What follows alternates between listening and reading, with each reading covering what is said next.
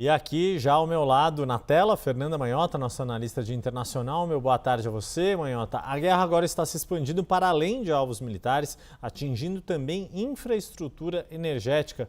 Isso é motivo de preocupação para o governo Donald Trump? Boa tarde mais uma vez. Boa tarde, Yuri, a você, a todos que nos acompanham no 360. É sim, Yuri, motivo de preocupação para o governo Trump, para vários países, né, do entorno dessa região, e eu diria que para todos nós, né, porque há uma expectativa de que, se esse processo de avanço do conflito seguir, como tudo indica que seguirá, nós teremos impactos sistêmicos, inclusive com efeitos imediatos sobre países como o Brasil, também, né? Não apenas aqueles que estão de maneira mais imbricada no conflito. Eu diria, Yuri, que essa preocupação, e para o governo Trump em particular, ela se desdobra em pelo menos três frentes diferentes, né? Em primeiro lugar, é óbvio que tem a ver, como você mesmo já citou, com uma espécie de escalada qualitativa desse conflito. Ele deixa de ser um conflito de ordem político-militar e ele passa a ganhar contornos de uma espécie de guerra econômica.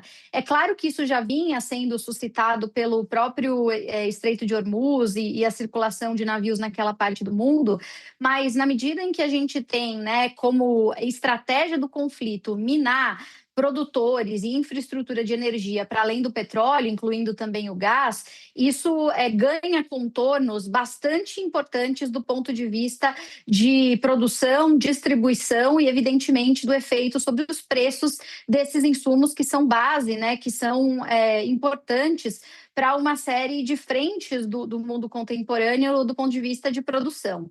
Depois, tem, claro, um impacto direto por decorrência dessa guerra que se torna mais econômica do que nunca, sobre os preços, né, desses insumos em particular. Você citou o aumento do petróleo e do gás, e a gente está hoje falando de dois insumos que são regulados, né, por um mercado livre, que, portanto, são muito sensíveis a qualquer choque de oferta, né? E a gente já vinha alertando para isso há algumas semanas, tanto pelas ações que vinham sendo tomadas para tentar liberar barris extra de petróleo, para tentar regular essa produção e essa oferta ali no contexto de Hormuz, e agora pelo ataque particularmente a essa estrutura de gás. E, por fim, a gente está falando de uma possibilidade concreta de internacionalização definitiva do conflito, né? Que ele já ganhou contornos regionais, isso todo mundo já sabe, com vários países envolvidos para além de Israel, Irã e Estados Unidos. Mas a gente está falando de países importantes na Europa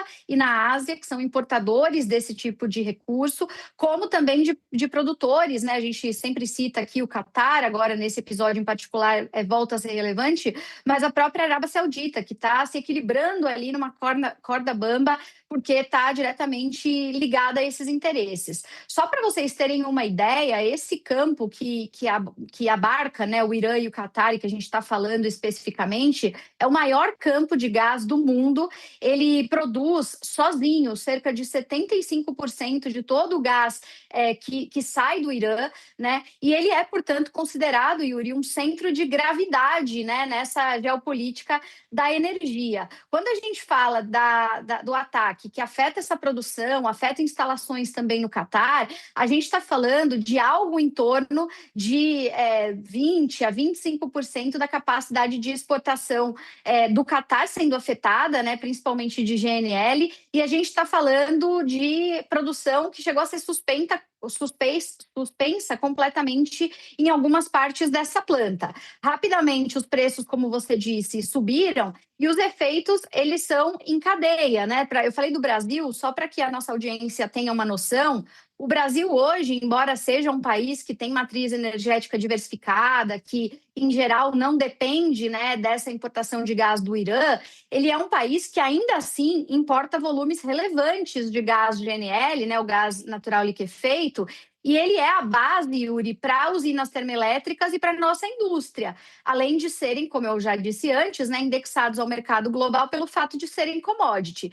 Então, se o preço internacional desse tipo de recurso sobe com ataques e episódios como esse, o custo de energia do mundo todo sobe e do Brasil sobe também, o que significa que, para efeitos práticos da economia internacional, a gente tem custos marginais cada vez mais altos, a gente tem perda de competitividade e a gente tem, no limite, o cidadão comum lá na ponta, nós aqui, o cidadão americano nos Estados Unidos, pagando o preço desse conflito. Então, para Trump é uma má notícia, perder o controle sobre a guerra e ter o efeito colateral da inflação, né, se abatendo sobre seu próprio país e sobre seu próprio eleitor, que vai votar em alguns meses para o Congresso americano, e para todos nós que vivemos no mundo, há um efeito em cadeia maior ou menor, dependendo de que país se discuta, mas certamente de uma pressão sobre preços e competitividade que preocupa bastante a indústria, Yuri. Eu cheguei a conversar hoje com alguns dos principais consultores de análise de risco aqui do Brasil